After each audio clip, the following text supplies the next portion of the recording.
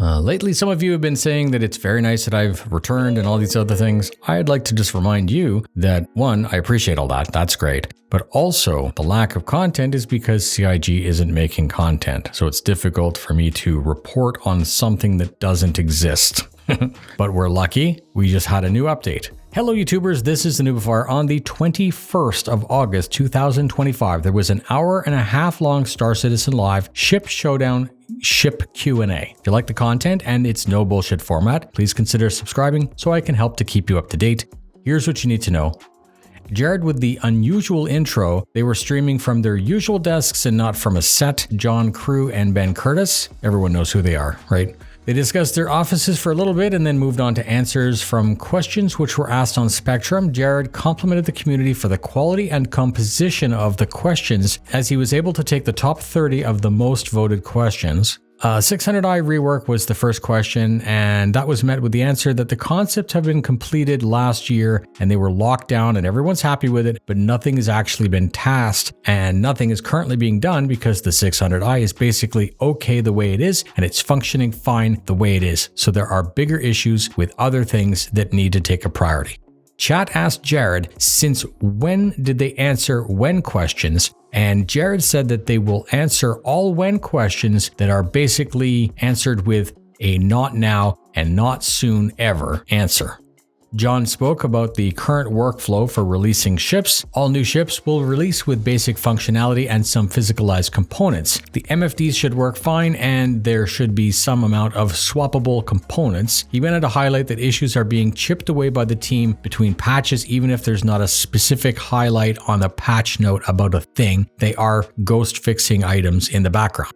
Little ships can get updates easier than medium ships or larger ships, which require more manpower and a more deliberate effort. The Showdown paint schemes are discussed by a wider group of developers who choose the event hall theme, and then that theme eventually becomes the skin in synchronization, right? So that it all looks like one thing. Past popular skins and past unpopular skins are considered as part of this decision process. Old starter ships are used by new players, and chat was asking if they would gold standard these first ships to improve the new player experience, and John said, yup, this is happening and it's a great idea, and that means perhaps the Aurora starter pack is going to return soon, and that's why it was removed, because it wasn't at a good standard. Ben did comment that he does not necessarily like the term gold standard, and that some ships that were gold standard in the past now need another gold pass because, things changed. Moving on. There were supposed to be 4 Zeus variants, and John did acknowledge this. The ST is missing, and it's missing its game loop, so please stand by. It's coming soon. Well, soon TM.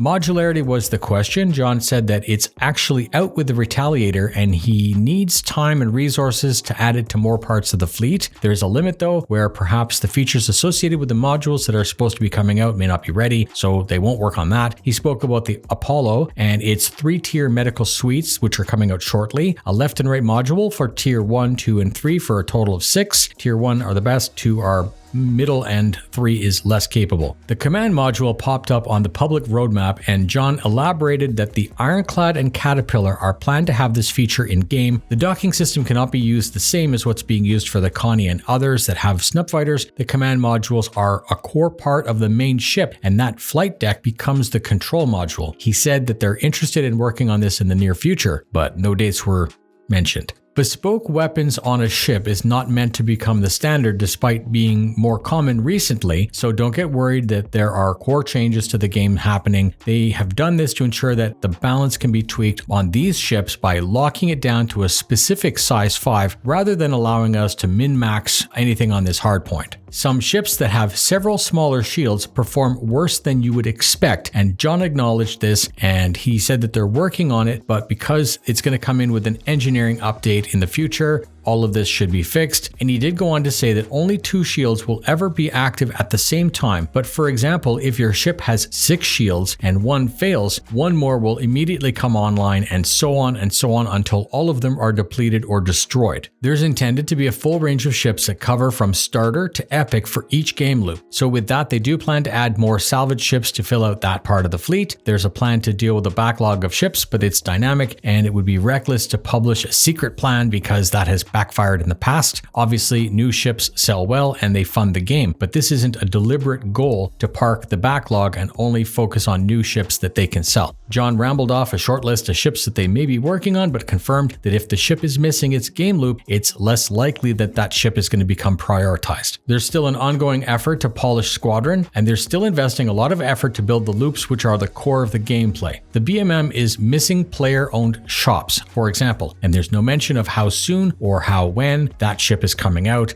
The Ironclad will not be getting a point defense turret, but they did say that we should stay tuned for some changes on how that system works. Some in and out animations are long and they may be getting adjusted, but there was no specific ship that was spoken about, and it was said that that is actually a very lengthy process because you have to change the audio, the mocap, and a bunch of other factors. The BMM, not in 2026. Perhaps people will be tasked Q2 2026 if everything lines up. It's currently not even a blip on the developer's radar.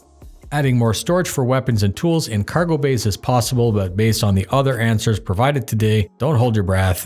This might be added soon, but it probably won't be. Creating a fresh paint skin from scratch is said to be quite simple, providing it's not much more than one color shifting to another. A ship such as the Cutlass with many unique variants becomes more of a time sink, and if they want to work on a ship that's mostly metallic or very detailed, that's when it starts to bog down and hemorrhage developer hours, never mind something like a custom texture. Old Retaliator models are going to get made before new ones are released, but they had spoken about the bomber module and some other things that will probably never be made. The PTV will get an update with more storage and functionality. 2025 has no concept ships because they've been releasing direct-to-flight concepts, which isn't a concept, it's a sale.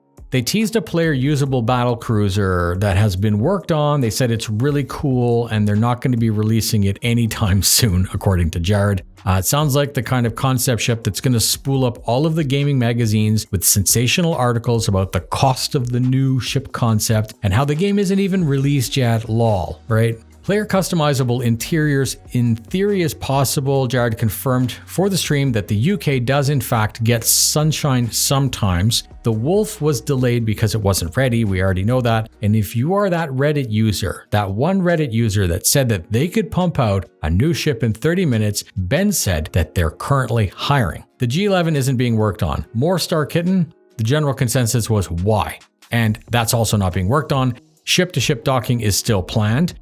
Rearm repair from a ship hangar is still planned on the roadmap, so we'll see it sooner. Drones are still planned and are not releasing with the Apollo. The Apollo will come with all 6 modules if you have it or if you buy it in the near future. Log out and log in on other players' shipped is planned. That's it. A big one. If you like the content and got something out of it, please consider sharing with a friend or org mate. Thank you very much for spending your time with me. Fly safe and I'll see you in the verse.